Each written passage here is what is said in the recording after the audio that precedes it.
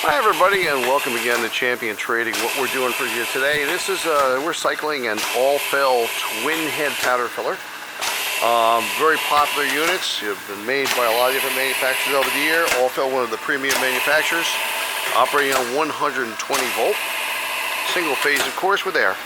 As you guys know, it's mostly air indexed. It has a bottom-up fill system with vibration at the fill deck. Right now, we're running on a program that's existing inside it, just letting it cycle.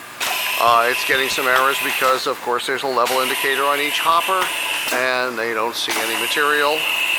I'll give you a quick look inside here.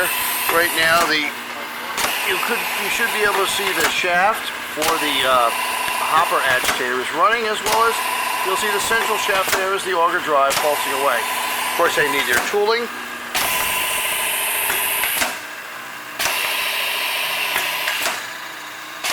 Comes out of Pharmaceutical Service.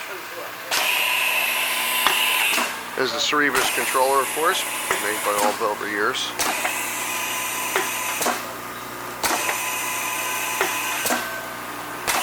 We have lots of filling, packaging, capping, labeling, wrapping equipment, as well as everything in processing in our stock for the sanitary industries.